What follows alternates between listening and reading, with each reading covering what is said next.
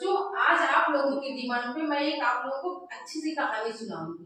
ठीक, एक बार की बात थी। एक गांव था, गांव का नाम अपने नाम मान लो सोगुपुर था। वहाँ एक मंदिर बनाई गई। राजा ने आदेश दिया मूर्तिकार को एक अच्छी सी मूर्ति लाके यहाँ स्थापित करवाई। तो मूर्तिकार जाते जाते जंगल में गया और एक पत्थर देखा।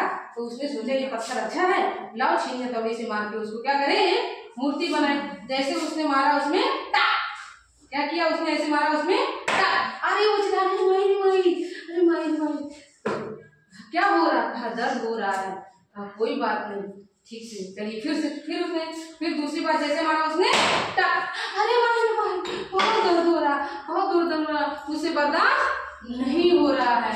तो उसने कहा कि आप मुझे मार रहे हो, मुझे बर्दाश्त नहीं हो रहा। किसने कहा? पत्थर ने कहा। किससे कहा? मूर्तिकार से कहा। तो कहे कि आप बर्दाश्त नहीं कर पाएंगे? कहे नहीं।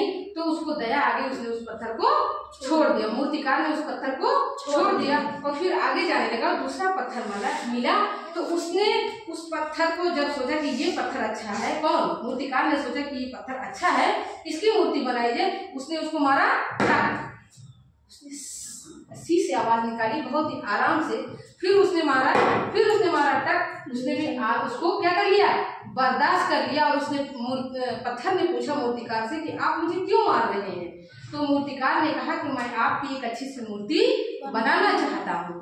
तो उसने क्या किया, ठीक है, कहा ठीक है आप मुझे मारिए।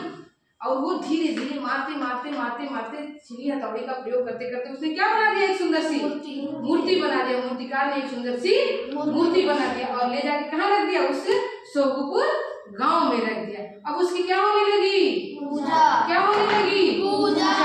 ठीक, अब लोग जब पूजा करने लगे तो नारियल भी तो तोड़ते हैं, मंदिर के सामने जाते हैं तो कहते हैं नारियल चढ़ाएंगे, मन्नत मानते हैं। तो सोचे कि गांव वाले सोचे कि अब पत्थर कहाँ, नारियल कहाँ तोड़ा जाए, एक यहाँ पत्थर होना चाहिए मंदिर के बाहर। उस मूर्तिकार ने उस पत्थर को जो कहा था कि अब मैं बर्दाश्त नहीं कर पाऊंगा इस मतलब कि छीनी हथौड़ी के मार को, उसको कहाँ ले आके रख दिया, मंदिर के सामने लाके रख दिया। अब जो भी आता वो क्या करता, उठा के नारियल उसी के ऊपर पटक के फोड़ लेता। जो भी आता उसी के ऊपर नारियल उठा के पटक के फोड़ लेता। अब बताओ, जिसने संघर्ष बर्दाश्त किया वो क्या बन गया, मूर्ति बन गया।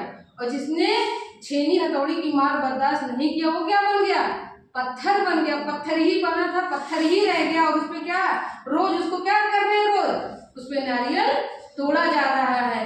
तो इससे हमको क्या सीख मिलती है बच्चों, कि अगर हम समय रहते संघर्ष करेंगे, दुख को झेलेंगे, अपने कार्य को अच्छे तरीके से करेंगे, मन लगाकर पढ़ाई करेंगे, तो हमारी क्या होगी, पूजा होगी। लोग हमारे सामने झुकेंगे, जैसे उस मूर्ति के सामने जिसने उस छीनी हथौड़े की मार को बर्दाश्त किया था। और वह पत्थर, ऐसे पत्थर नहीं बनना है कि जो छीनी हथौड़े की मार को बर्दाश्त भी ना कर पाए और जिंदगी भर वो मार खाता रहे, क्योंकि जिंदगी भर के लिए उसमें नारियल फोड़ा जाएगा ना। तो हम कौन सा बताओ, अब आप कौन